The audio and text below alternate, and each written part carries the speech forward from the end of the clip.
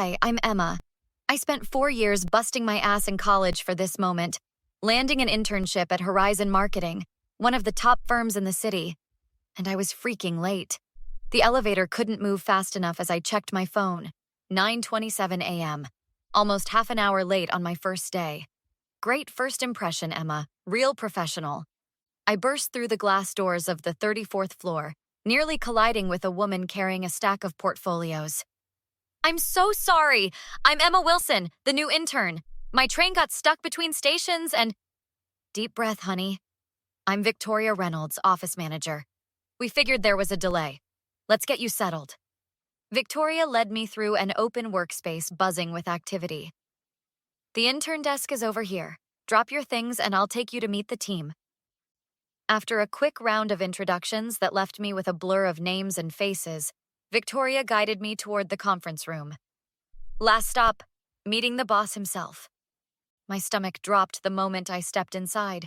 Standing at the head of the table was a face I knew all too well, though last time I saw it, it was hovering above mine in his downtown loft. Mr. Harper, this is Emma Wilson, our new marketing intern. The CEO of Horizon Marketing, Daniel Harper, was the guy I'd had a one-night stand with 4 weeks ago. The guy who'd told me his name was just Dan, that he worked in marketing, and who'd never called again as promised. His eyes widened for a split second before a practiced smile spread across his face. Welcome to Horizon, Miss Wilson. We're delighted to have you join us. The meeting proceeded with excruciating normalcy. When it finally ended, everyone filed out, but Daniel called after me. Miss Wilson, a word, please. The door clicked shut. His professional demeanor instantly evaporated. What the hell are you doing here? Did you know who I was when we met? No. You said your name was Dan, and you worked in marketing. Not that you owned the whole damn company. He paced around me. This is a problem. A big one.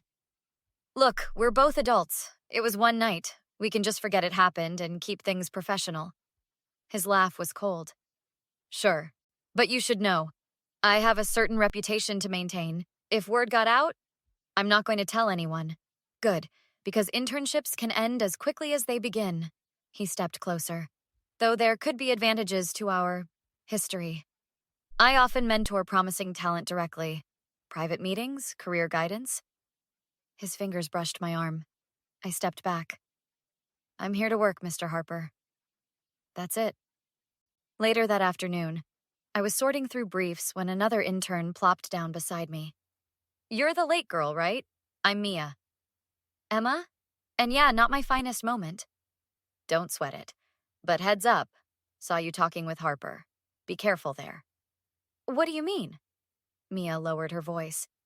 Let's just say he takes a special interest in certain female employees, and anyone who rejects his mentorship suddenly finds themselves struggling here. My blood ran cold as I spotted Daniel watching me from his office. That same practiced smile on his face. Your internship review is in 3 months, Miss Wilson, he called out. I'll be watching your progress very carefully. The threat in his voice couldn't have been clearer. 2 weeks later, I was hunched over my desk at 8 p.m. finishing the impossible market analysis Daniel had dumped on me hours earlier. Still here, Wilson? Jason Miller, Daniel's executive assistant, smirked as he passed. The boss sure keeps you busy. Got a deadline, that's all. Sure. We all know about your special deadlines. His emphasis made my skin crawl. My phone buzzed with a text from Mia. 3rd floor bathroom, now. I found her checking under stall doors to ensure privacy. People are talking, Emma. Jason's telling everyone you slept your way into this internship. That's ridiculous. I didn't even know who Daniel was when I applied. Doesn't matter. Victoria's avoiding you too, right? She was. Yesterday, I'd asked her for guidance and got a curt, figure it out yourself. It's getting bad. Daniel assigned me 3 major projects due tomorrow. It's physically impossible. Classic move. Sets you up to fail, then uses it as an excuse. The next morning, Daniel called me into a meeting with the entire marketing team. Let's review Miss Wilson's analysis. He projected my incomplete work and tore it apart point by point. Amateur mistakes. Sloppy research. Is this really the best you can do? 20 pairs of eyes burned into me. The whispers started immediately at my desk. That afternoon, I started documenting everything: emails, comments, witnesses.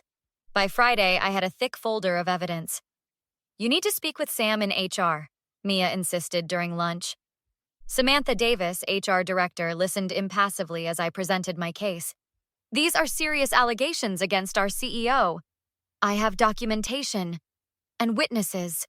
What I see is a new intern struggling with expectations and blaming it on management. This isn't about performance. He's targeting me because I wouldn't sleep with him. Without concrete proof, this sounds like oversensitivity to standard workplace criticism." I walked out fuming and nearly collided with a woman in the hallway. "You're Emma Wilson, aren't you?" She glanced around nervously. "I'm Alyssa. I used to work here. We should talk." Over coffee that weekend, Alyssa revealed everything. "He has a pattern, targets young women, makes their work life hell if they refuse him, then forces them out." Monday morning, Mia pulled me into the supply closet. "I've been collecting information for months," she whispered, showing me a flash drive. Testimonials from 5 former employees, screenshots of inappropriate texts, even a recording of him threatening someone's job. "Why haven't you gone to HR?" "I did. Sam buried it. She's protected him for years." "Then we need to go higher. The board of directors." "It's risky. People who've tried that suddenly found themselves blacklisted from every marketing firm in the city. I didn't work this hard to let some entitled creep destroy my career." "Count me in," Mia said. It's time someone finally took Daniel down.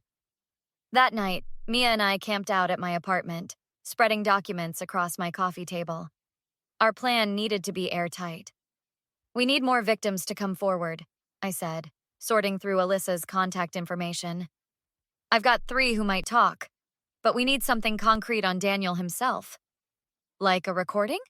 Mia tapped her phone. "This app records calls and conversations. One incriminating comment from him and we've got leverage."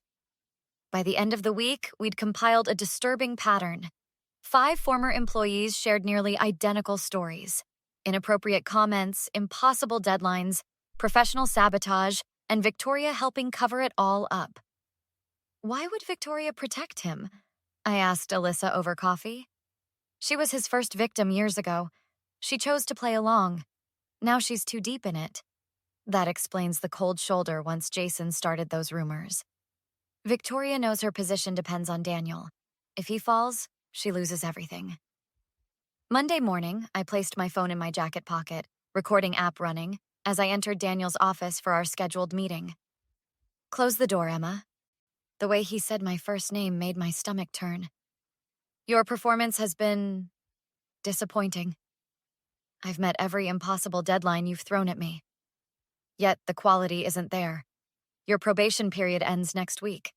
I'd hate to see such potential wasted." He circled his desk, standing too close. "Perhaps we should discuss ways you could improve your standing here." "What exactly are you suggesting?"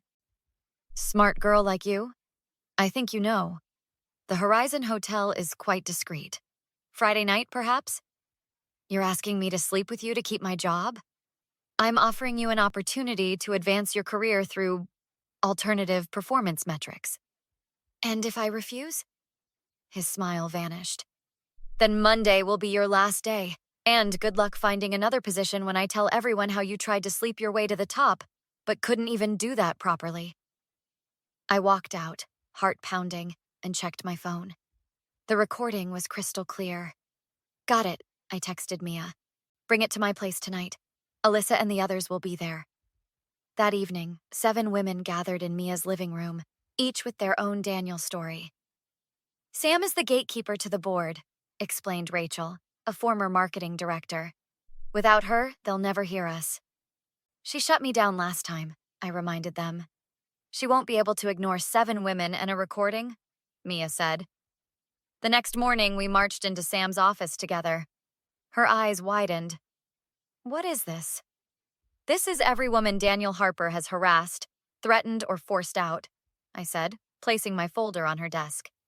"Including his recorded threat to fire me unless I sleep with him." Sam looked at the 7 of us standing united. Victoria helped cover this up, added Alyssa. We have the emails. Sam removed her glasses slowly. The quarterly board meeting is tomorrow. We'll need 10 minutes, I said. You'll get 20. She pressed her intercom. Jason, cancel my afternoon and inform the board members we're adding an urgent agenda item for tomorrow. What's the item? His voice crackled through the speaker. Sam looked at us. Workplace misconduct review. For the first time in weeks, I felt something other than dread walking into Horizon the next morning. The board was waiting, and so was Justice. The boardroom fell silent as I connected my phone to the speakers. 8 board members, Daniel, Victoria, and Jason, sat around the massive table. Sam stood at my side. Play it, Sam nodded. Daniel's voice filled the room.